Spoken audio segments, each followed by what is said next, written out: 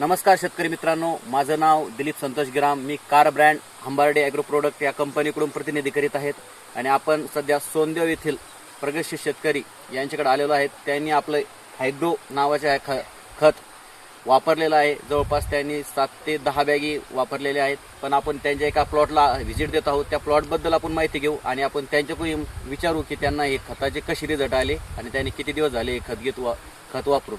तर भाऊ, तुमचा आधी परिचय द्या. तुमचं नाव? माझं नाव महादेव राजेंद्र शेजू, राहणार सोनदेव, तालुका जिल्हा जालना. आम्ही जे हे खत आणलं होतं सुरुवातीला, त्या टायमिंगला जरा थोडं क्वालिटी चेंज होतं.